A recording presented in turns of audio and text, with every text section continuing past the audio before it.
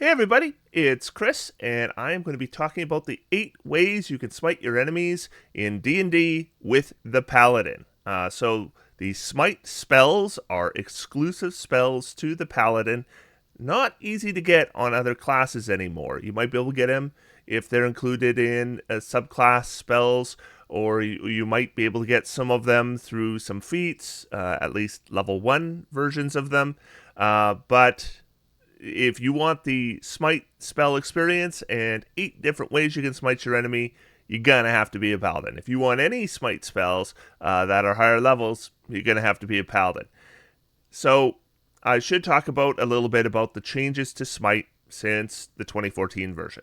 In the 2014 version of the paladin, you had all these different smite spells, and they were almost all pretty terrible. You had to expend a bonus action before you attacked.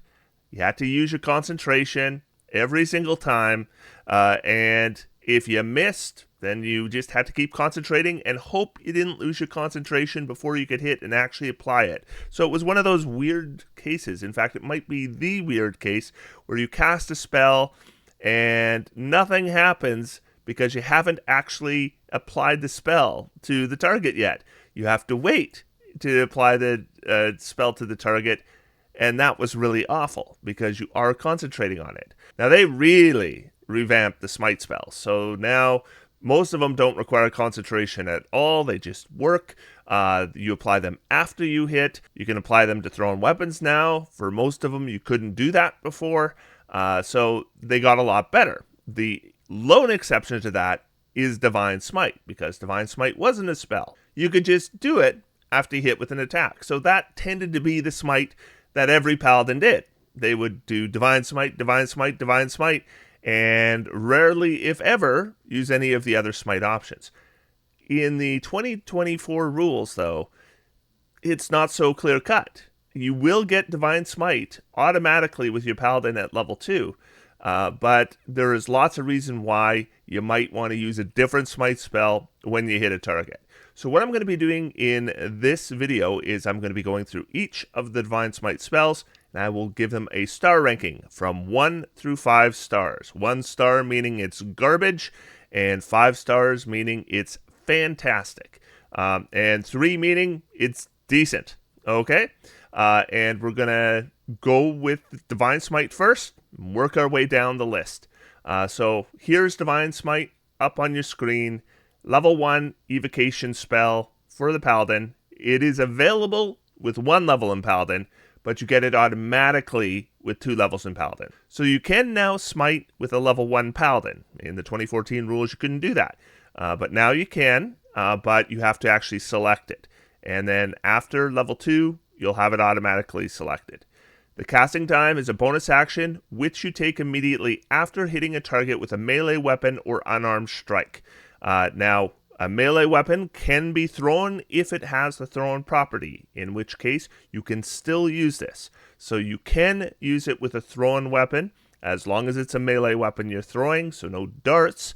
Otherwise, no ranged weapons, so you cannot apply it to a ranged weapon. The casting time is the same for all the smite spells, so this is the one time I will be going over it. Range itself, component is verbal, and duration is instantaneous. The target takes an extra 2d8 radiant damage from the attack. The damage increases by a d8 if the target is a fiend or undead.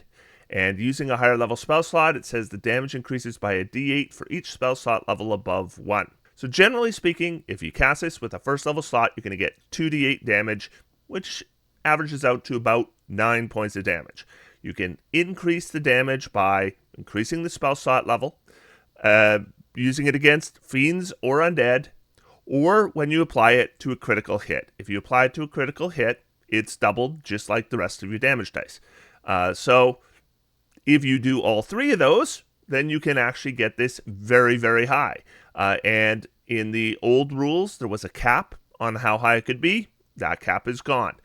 So if we were to use a 5th level slot against a fiend after we scored a critical hit, we would have 6d8 plus 1 from them being a fiend would be 7d8. Doubled would be 14d8 of damage. So you can do a ton of damage with the Divine Smite when the circumstances are right. If I'm playing a Paladin and I score a critical hit and I haven't used my bonus action yet, because that can happen.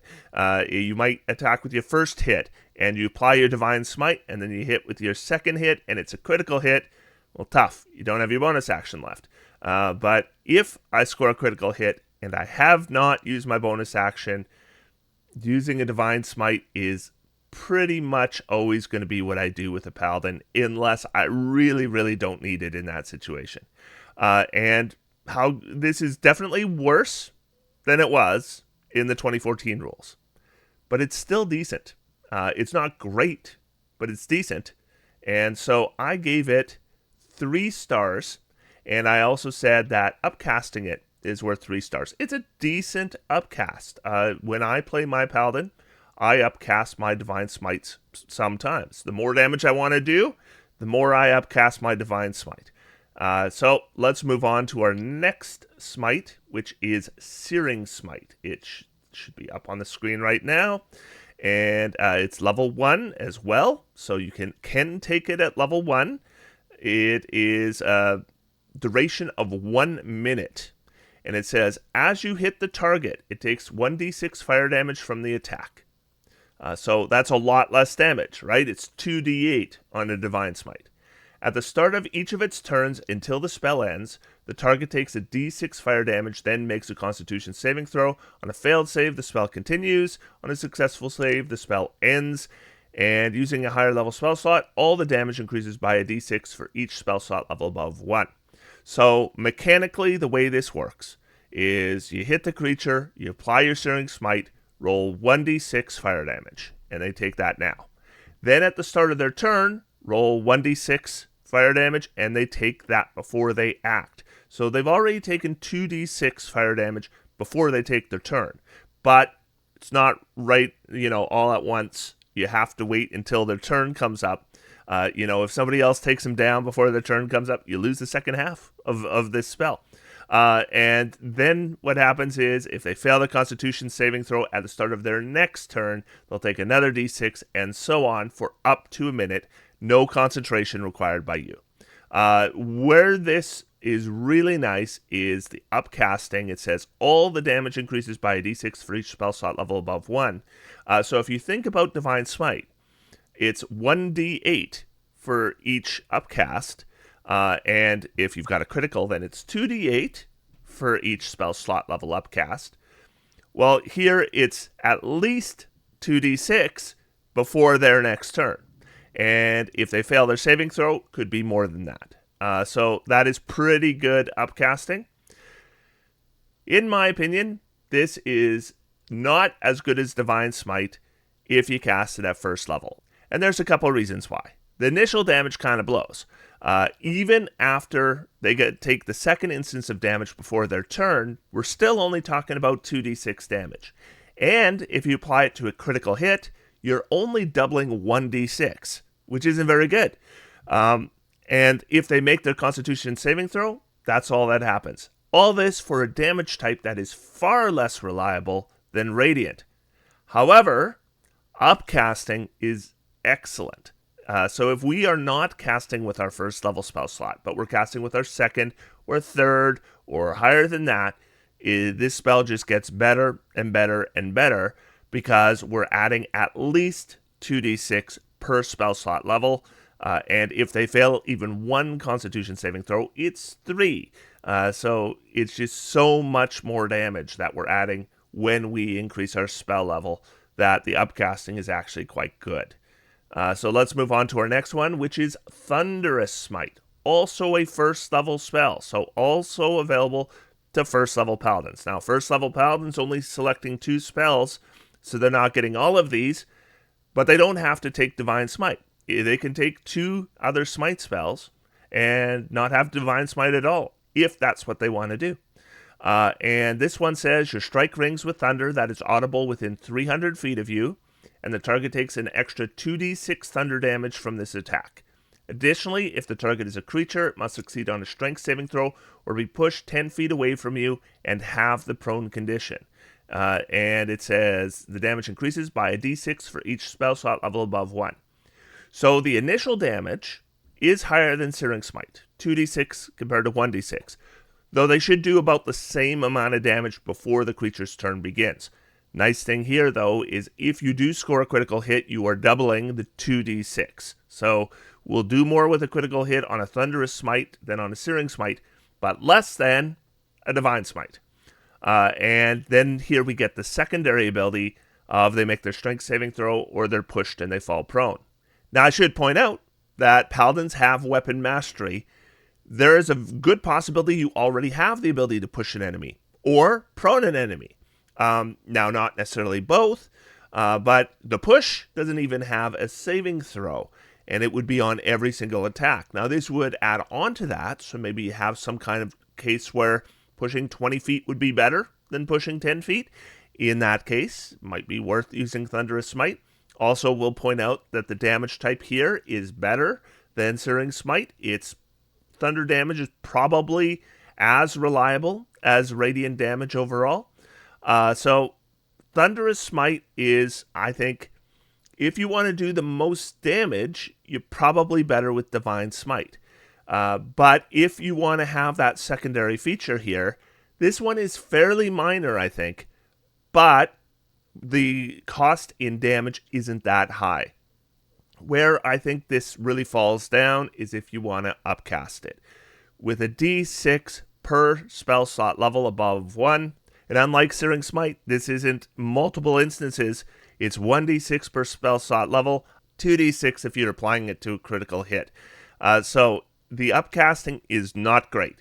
And we're going to go through a lot of Smite spells today that have a d6 scaling for increasing spell slot level, and it's just worse than upcasting Divine Smite. So you just got to keep that in mind. Overall, I think it's an okay spell. I think it's as good as Divine Smite when cast at first level. You get that little bit of something else that it does. It's probably just as reliable with the damage type, and the damage is a little bit less.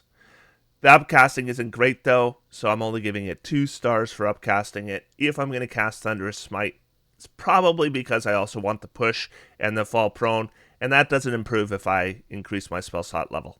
So 2 stars for upcasting, 3 stars for cast at level 1. And we're not done with first level smites. We have lots of first level smites. We also have Wrathful Smite. So this is a necromancy spell, and it has a duration of 1 minute. The target takes an extra 1d6 necrotic damage from the attack, and it must succeed on a wisdom saving throw or have the frightened condition until the spell ends, which lasts a minute. At the end of each of its turns, the frightened target repeats the save, ending the spell effect on itself on a success. The damage increases by a d6 for each spell slot level above 1. Alright, so we're doing necrotic damage. That is less reliable than radiant damage, though probably more reliable than fire damage. So this is probably more reliable than your Searing Smite, but definitely less reliable than your Divine Smite. The duration of 1 minute means that we can apply a condition that could potentially last a minute with a first level spell and no concentration. I cannot think of another first level spell with no concentration that applies a condition that has that potential duration to it. And this is a bonus action we're doing just right after we hit with an attack. So very good in that regard. Now, the frightened condition isn't the worst condition you can have, but it's bad enough, especially for a first level spell. So yeah, the secondary feature here is excellent. What's awful here is the damage. D6 necrotic damage is not good for a first level smite spell. It's the worst we've seen so far. I mean, Searing Smite is technically 1d6 when it's first applied, but we expect to get 2d6 out of it minimum. Here, 1d6. And then the upcasting is no better than Thunderous Smite. So this is probably not a spell I would be upcasting. And if I am using Wrathful Smite, it's usually not because I'm trying to spike my damage. If I want to spike my damage, I'm looking at a different first level Smite spell. Here, this is about the condition. You are hoping they will fail that saving throw. If they don't fail that saving throw, you do a d6 damage, which is definitely not worth your first level slot. But if it hits and they are frightened, this is well worth your first level slot. Overall, I think it's decent. We do get a little bit of damage, so if they do make their saving throw, we do get a consolation prize of the d6 damage. That does technically double if it is a critical hit. Upcasting is terrible. There's no reason to upcast this for a d6 per spell slot level. This is about putting on the frightened condition, and that's not going to change based on your spell slot level. And that is going to be all the first level spells for the Paladins. So we have 4 different smiting options, all available right at level 1. The next smite spell won't be available until you get to level 5 in Paladin, and that is Shining Smite. Worth the wait? Yes. Shining Smite, good spell. So it's a level 2 transmutation Paladin spell. One thing I want to kind of point out here is if we look under duration, we'll see it is concentration up to a minute. This is unusual. These spells generally do not use concentration. This one does, but the effect is so good, I understand why there is concentration. The target hit by the strike takes an extra 2d6 radiant damage from the attack. Until the spell ends, the target sheds bright light in a 5-foot radius, attack rolls against it have advantage, and it can't benefit from the invisible condition. The damage increases by a d6 for each spell slot level above 2. So just like with Wrathful Smite, honestly, the damage here is the same as Wrathful Smite. Because if we were to cast Wrathful Smite with a 2nd level spell slot, it would do 2d6 necrotic damage, and with 1d6 for each upcast. So the damage is identical to Wrathful Smite cast at 2nd level. But the secondary effect here gives no saving throw. So they automatically are affected by this. If they were invisible, they're not invisible anymore. This is a fantastic spell to cast on an enemy that is invisible. Otherwise, attacks against it have advantage. All attacks, not just yours. So the entire party now has advantage to hit this target. Think if the target was invisible before you cast this spell. And to hit them with the attack with your disadvantage, apply Shining Smite, and the rest of the party that had disadvantage to attack this enemy now has advantage to attack this enemy. That can turn the scales of a fight, no saving throw. So yes, it uses concentration, but the effect is very, very strong. Like with Wrathful Smite, this is not about the damage, but unlike Wrathful Smite, this is not a gamble. With Wrathful Smite, you have that saving throw. If they make their saving throw, damage is all you get. You get your consolation prize of a d6 damage. Here, you don't have to worry about a consolation prize because it works. And it is a 4-star spell. Best smite spell up to this level if your concentration is available. But there's no more reason to upcast it than there is for Wrathful Smite. And that is the only 2nd level spell that Paladins have. So now let's look at their 3rd level smite spell, which is Blinding Smite.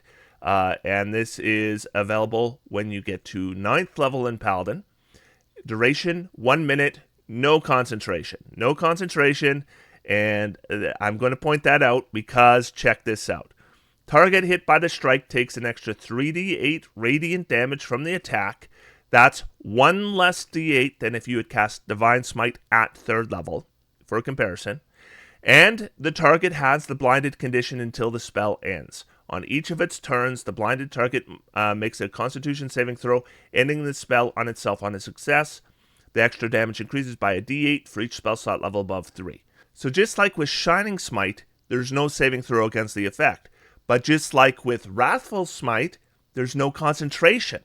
So if we think about the blinded condition, that gives everybody advantage to attack it. So we're basically getting the benefit of Shining Smite unless the target is also invisible. Also, the enemy has disadvantage on their attacks. And there may be abilities they have that require line of sight. They won't be able to do that. Or spells. And the damage here, the scaling is a d8 per spell level. This is better damage than we get for most of these smite spells that don't just do damage like Divine Smite or Searing Smite. So we're getting a little bit better damage. Secondary effect is very strong. However, the duration of it is a minute maximum because they do get a saving throw every round to get rid of it. That they do not have with Shining Smite. So it's not perfect, but this is really good. The only thing it's not going to really work against are creatures with blind sight. A blindsided creature can't be blinded. But for most creatures, this is just really, really strong debuff with no saving throw. If you're going against something with legendary resistances, you can blind it for a round. Yes, it can use its legendary resistance, but not until the end of its next turn. So, really good spell. 4 stars.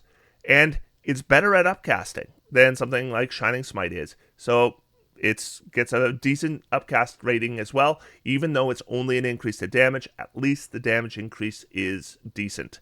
Like, basically as good as Divine Smite. So if you hit with something like a critical hit, this might be a spell to use, and you might even want to upcast it to up that damage.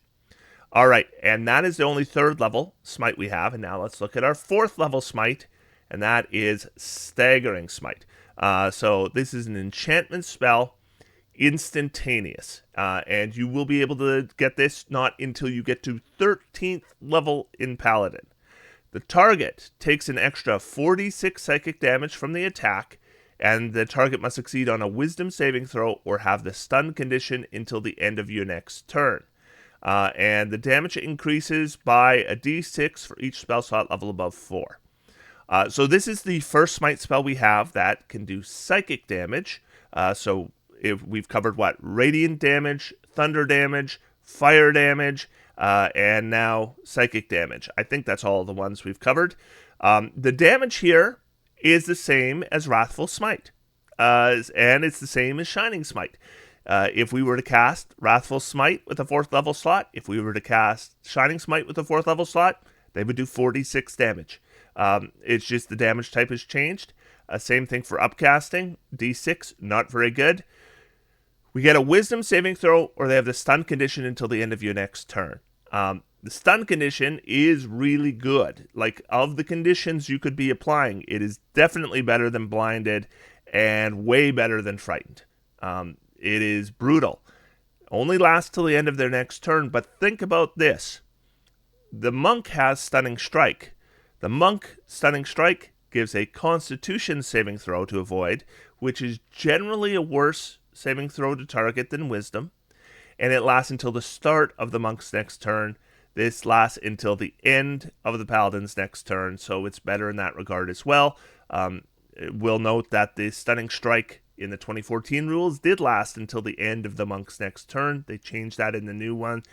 Basically, Stunning Strike got a little bit of a downgrade with a bit of a consolation prize if the enemy makes their saving throw. And here, Staggering Smite is just better than Stunning Strike. Now, it is a 4th level spell slot, so I'd hope it'd be better than Stunning Strike. A 13th level monk and Stunning Strike and Stunning Strike and Stunning Strike. In a 13th level paladin, it's going to be able to do this once. So, yeah, it's a strong effect if it works. There is a saving throw, though, so unlike Blinding Smite, we can't be guaranteed this is going to work. And when I look at the Smite spells that we have had at earlier levels, I can't recommend it.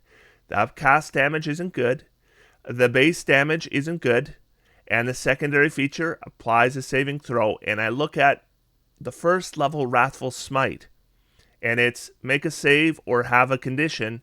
This is make a save or have a condition. So I just don't think this is as good as it needs to be to qualify for a spell that you need to be 13 levels in Paladin to get. There's only one more Smite spell, and that's the 5th level one, and here it is, Banishing Smite. Conjuration spell. This is the other Smite spell that uses your concentration. Concentration up to 1 minute. The target hit by the attack takes an extra 5d10 force damage from the attack. Going to point out right now that the damage from this is actually a tiny bit higher than if we upcast Divine Smite to 5th level. So this actually is the highest damage smite spell we have, even cast at 5th level. At least for damage that happens right away, because Searing Smite, of course, is going to continue to do damage.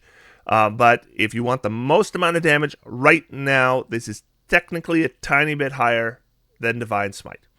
Then we're going to get a secondary thing. If the attack reduces the target to 50 hit points or fewer, the target must succeed on a charisma saving throw or be transported to a harmless demiplane for the duration. While there, the target has the incapacitated condition. If they're concentrating on a spell, incapacitated is going to end that concentration. When the spell ends, the target reappears in the space it left or the nearest unoccupied space if that space is occupied. You'll notice there's no upcast here because if you got this spell, you are a 17th level paladin, and 5th level spell slots is the highest you are going to get. Now, if you are 17th level paladin and then take 3 levels in sorcerer, you could potentially have higher than 5th level spell slots. But yeah, they have not included a way for this to be upcast beyond 5th level. So the damage, as I mentioned, is okay. Now, if we are using a Divine Smite, we're probably not using our precious 5th level slot. A paladin never gets above 5th level slots. Are we going to really want to use a 5th level spell slot on a smite of any kind? Well, the smite better be damn good at probably not upcasting my Divine Smite to 5th level very often. And this does more damage than Divine Smite cast to 5th level if we're assuming that the opponent is not a fiend or undead. Then Divine Smite actually does more damage. And the secondary effect here, I find disappointing. I think that, we got to have an opponent drop to 50 hit points or fewer. When you are 17th level, 50 hit points means they're almost dead, right? A creature, even the minions at this level are going to have way over 100 hit points. So, you hit a creature for the first time and it's a minion, and you apply Banishing Smite for some reason on a minion, it still probably isn't going to banish them. So it's kind of a, creature's almost down, now we're going to banish it, and only if it fails the saving throw. So this is just really, really not good at all. This actually got downgraded from the 2014 version, the old Banishing Smite. You did have to apply the bonus action before you attacked. Banishing Smite was one of those smite spells that would work with a ranged weapon. So if you wanted to use a bow, you could use your Banishing Smite, and there was no saving throw. So they've made it worse in multiple ways here. So yeah, 1 star. This is garbage. It's probably the worst smite spell for its level, which means that I probably wouldn't worry about taking it. And if you want to have the best smite spells in the game, I'll point out that this was 1 star, and Staggering Smite is 2 stars, which means our last really good smite spell is Blinding Smite, available with 9 levels in Paladin. And I am going to be going over the Paladin subclasses here, and I'm going to be going over multiclassing in Paladin, and I did think that this was relevant to multiclassing, because if I want to have my suite of smite options, and if you are playing a weapon-using character, smite spells are really good. If you are 9 levels in Paladin, you pretty much have all the smite spells you want. All right? So those are the smite spells in D&D. I am going to be going over the Paladin subclasses next, and going over their features and rating them just like I did in this video. So if you are new to this channel, subscribe if you want to see that. Otherwise, until next time, I'm going to sit back, relax, and have some fun. D&D is for everyone. Thanks, everybody. Talk to you soon.